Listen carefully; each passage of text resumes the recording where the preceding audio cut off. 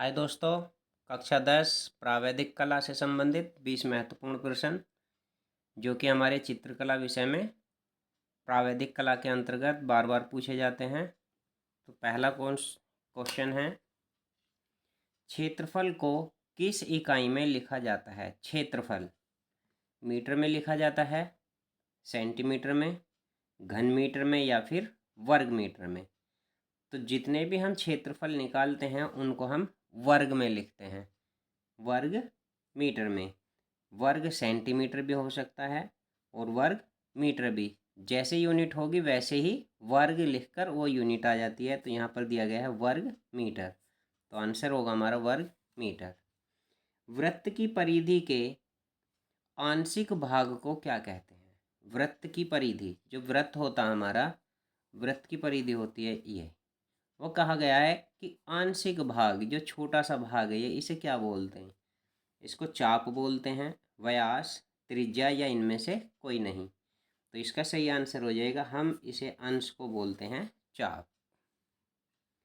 समबाहु त्रिभुज की भुजाएं होती हैं। समबाहु सभी बराबर होती हैं, दो भुजाएं बराबर होती हैं, सभी भुजाएं अलग अलग होती हैं या इनमें से कोई नहीं।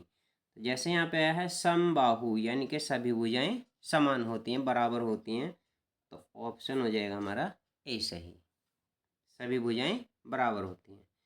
आयत का क्षेत्रफल होता है। आयत का क्षेत्रफल आधार गुणा ऊंचाई होता है, लंब गुणा केंद्र होता है, केंद्र गुणा परिधि होता है या इनमें से कोई नहीं। तो यहाँ पर क्या हो जाएगा? आयत का क्षेत्रफल आधार गुणा ऊंचाई। आयत का क्षेत्रफल होता है आधार गुणा ऊंचाई। इसको लिख देते हैं लंबाई गुणा चौड़ाई भी। अगला क्वेश्चन है, दो बिंदुओं को मिलाने से निर्माण होता है। क्वेश्चन में कहा गया है दो बिंदु हैं, यदि हम इन दोनों बिंदुओं को मिला देते हैं तो निर्माण होगा रेखा का, वृत्त का, ए और बी, रेखा और वृत्त दोनों का या इनमें से कोई नहीं। तो हमारा सही आंसर हो जाएगा इसका, एक रेखा का निर्माण होता है। समकोण कितने अंश का होता है? समकोण 30 अंश का होता है, 60 अंश का, 90 अंश का या फिर 150 अंश का। तो इसका सही ऑप्शन हो जाएगा, समकोण होता है हमारा 90 डिग्री का, 90 अंश का। 1 मीटर में कितने सेंटीमीटर होते हैं? 1 मीटर में 10 सेंटीमीटर होते हैं, 100 सेंटीमीटर होते हैं, 1000 सेंटीमीटर होते हैं या फिर 10,000 सेंटीमीटर। तो हमारा इसका सही ऑप्शन हो जाएगा 1 मीटर में 100 सेंटीमीटर होते हैं। 60 डिग्री के प्रत्येक कोणों से बने त्रिभुज को क्या कहते हैं? विषमबाहु त्रिभुज कहते हैं, समबाहु त्रिभुज कहते हैं, समद्विबाहु त्रिभुज कहते हैं या फिर समकोण त्रिभुज कहते हैं। तो ऐसा त्रिभुज जिसका प्रत्येक कोण 60 डिग्री हो तो उसे बोलते हैं हम समबाहु त्रिभुज। सही ऑप्शन हो जाएगा हमारा बी। अगला क्वेश्चन है, निम्न में कौन सा अधिक कोण नहीं है? अधिक कोण, देखिए अधिक कोण एक होता है समकोण जो 90 डिग्री का होता है, 90 डिग्री के कोण को बोलते हैं समकोण।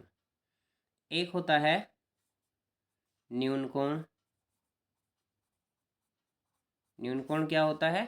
90 से कम के कोण, 90 डिग्री से कम के कोण होंगे, 0, 60, 35, ये 90 से कम के कोण होंगे। न्यून कोण 90 से कम। अधिक कोण आता है 90 डिग्री से अधिक का जो कोण होगा, 90 डिग्री से जो अधिक का कोण होगा वो होगा हमारा अधिक कोण। समकोण होता है 90 डिग्री। तो यहाँ पर है 180, 100, 50 या फिर 170। हमसे पूछा है अधिक कोण कौन सा नहीं है, तो ये सब 90 से अधिक हैं। ये सरल कोण हो गया 180, अधिक कोण और ये न्यून कोण है, तो इसलिए ये ऑप्शन हो जाएगा हमारा सही। किसी वृत्त के केंद्र पर बना कोण कितना होता है। किसी वृत्त के केंद्र पर कोण बनता है तो वो कितना होता है, 180 डिग्री होता है, 360 डिग्री, 720 डिग्री या फिर 90 डिग्री। एक वृत्त का केंद्र है, जैसे ही हम इसके चारों तरफ घूमते हैं तो एक पूरा कोण घूम जाते हैं और टोटल कोण होता है हमारा 360 डिग्री। तो ऑप्शन हो जाएगा हमारा बी। एक वृत्त में कितने केंद्र होते हैं, ये एक वृत्त है, ये इसका केंद्र सेंटर है, तो कितने होंगे, यहाँ से केवल हम एक बनाएंगे, तो एक केंद्र होगा, दो होंगे, तीन या फिर चार, तो इसका होगा एक केंद्र। निम्न में न्यून कोण है। अब न्यून कोण कौन से होते हैं, 90 डिग्री से कम के कोण क्या कहलाते हैं, न्यून कोण। 90 डिग्री होगा, 180 होगा, 45 डिग्री होगा या फिर 105 होगा। तो ये कौन सा हो जाएगा हमारा 45 न्यून कोण।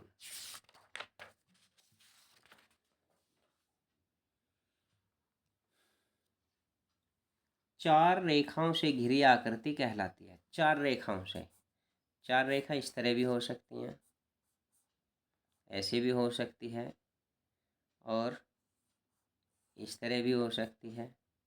चार भुजाओं से घिरी आकृति को हम क्या कहेंगे, आयत कहेंगे, आयत कह सकते हैं। चतुर्भुज कहेंगे, चतुर्भुज भी हैं। वर्ग कहेंगे, वर्ग भी है चारों भुजाओं से, या उपरोक्त सभी। तो ऑप्शन हो जाएगा हमारा उपरोक्त सभी हमारे क्या हैं, चार भुजाओं से घिरी हुई आकृतियाँ हैं।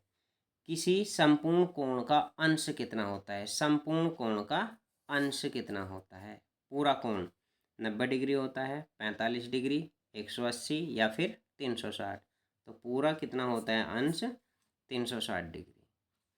ओस्टवाल्ड रंग चक्र में कुल कितने रंग होते हैं, चार होते हैं, 6, 8 या फिर 10।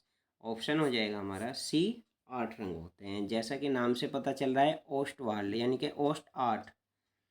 व्यास त्रिज्या से कितने गुना होता है, व्यास, ये वृत्त है, ये इसका केंद्र है, ये इसका व्यास, यहाँ से यहाँ तक है ये त्रिज्या, ये भी त्रिज्या, लेकिन टोटल ए से बी तक हो जाएगा हमारा व्यास। तो त्रिज्या से कितना हो जाएगा, ये 2 गुना। व्यास क्या होता है, 2 गुना होता है, 4 गुना, 3 गुना या फिर 5 गुना। तो यहाँ पर कितना थे, 2 गुना। ऑप्शन हो जाएगा हमारा 2 गुना।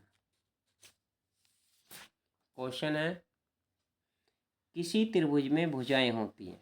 त्रिभुज किसे कहते हैं, 3 भुजाओं से घिरी बंद आकृति को हम त्रिभुज कहते हैं। तो कितनी भुजाएं होंगी उसमें, 2 होंगी, 3, 4 या फिर 5।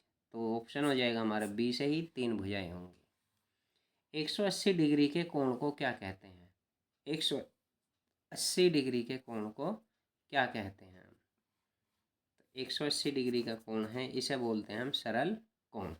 पहला ऑप्शन है सरल कोण, समकोण, अधिक कोण, या इनमें से कोई नहीं। तो ऑप्शन हो जाएगा ए, सरल कोण। इनमें से कौन सा वृत्ताकार है, वृत्ताकार पूछा है, ये वृत्त के आकार का कौन सा है।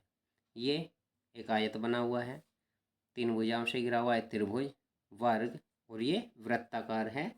ऑप्शन हो जाएगा हमारा सी।